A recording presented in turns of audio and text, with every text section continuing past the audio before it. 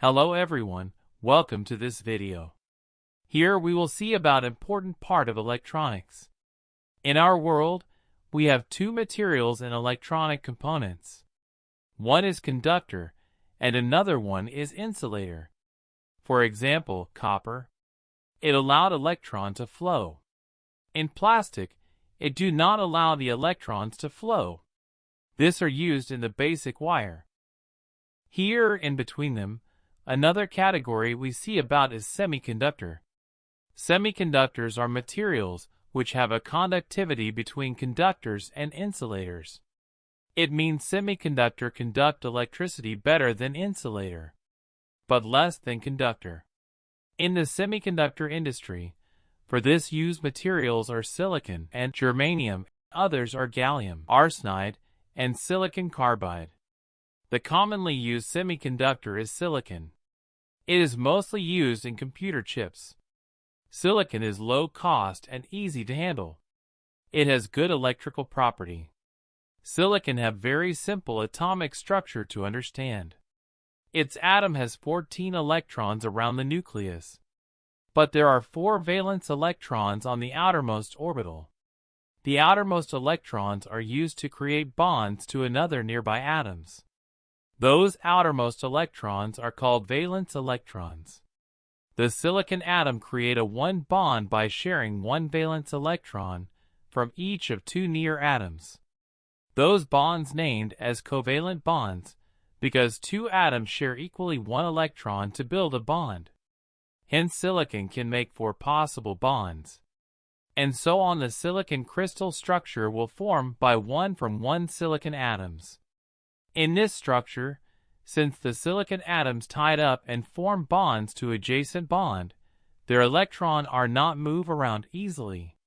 So there is no electricity due to the absence of electrons movement. So the silicon not qualified as semiconductor material.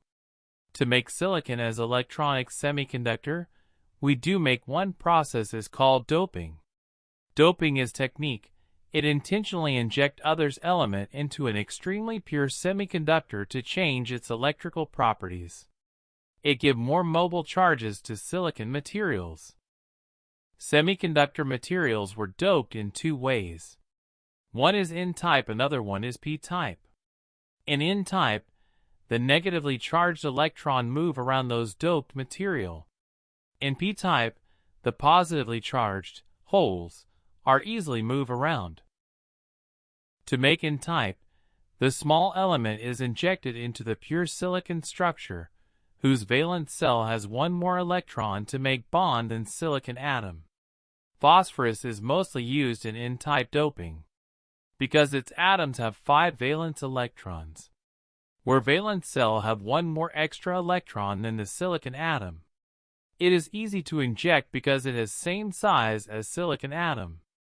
After the doping process, silicon structure have 1 more electron from phosphorus atom's valence cell. It freely move around. This makes N-type silicon to conductive by more moving electrons. I help you to understand this. Consider that books are placed next to each other in bookshelf like electrons in silicon structure. Every order have 4 books at top. Those 4 books represent the silicon 4 valence electrons from each atoms. If I apply a voltage to move those books, but it is comparatively difficult to move 4 books, I want more voltage to move them. If I place 1 extra book on the shelf, now I slide this book easily around them, like doping phosphorus atom's valence electron in the silicon structure. It will create charge movement in the material. To make P-type semiconductor, the another element is injected into the pure silicon, whose valence cell has 1 less electron to make bond, like boron, which has only 3 valence electrons. The absence of electrons creates holes in the bonds that other electrons jump to fill the holes.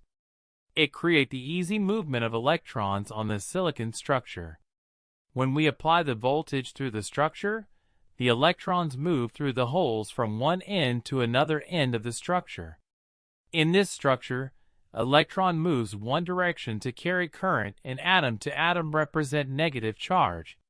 So holes moves opposite direction represent positive charge that flow in the direction of conventional current. To understand this, consider those bookshelf. Boron atom in the silicon structure have holes because it have 3 valence electrons. It is easy to move around top layer of the electrons. This creates a conventional current. One important note that the electron is a particle, but hole is not a particle. When the electron is moved from one place, it's created empty spots in this area. Those empty spots referred as hole. For the semiconductor material, the gold and copper are not used for the conductor because silicon is easy to dope. The p-type and n-type are not useful in alone. It is useful when it is together. The semiconductor components, diodes, and transistors have both n-type and p-type materials. When the charge move along this materials create a helpful and important components of electronics. Now, imagine connecting n-type and p-type regions. Without an applied voltage, it's a party on hold. But apply a positive voltage to the p-type and a negative voltage to the n-type, and magic happens.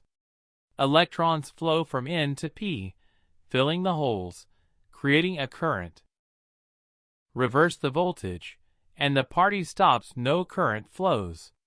This ability to switch between conducting and insulating states is the heart of all semiconductor magic. Transistor. This tiny device uses 2 p-type regions sandwiching an n-type region, like a microscopic peanut butter and jelly sandwich.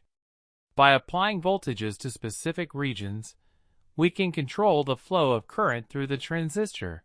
It will be PNP or NPN types, essentially creating an electronic switch. Millions of these switches on a single chip create the complex circuits that power our modern world. So next time you scroll through your phone or blast off in a video game, remember the tiny titans at work. Semiconductors. Their unique properties have revolutionized technology, and their future holds even more exciting possibilities. From artificial intelligence to quantum computing, these wonder materials are just getting started. That's all for today, tech enthusiasts. If you have any questions about semiconductors, drop them in the comments below.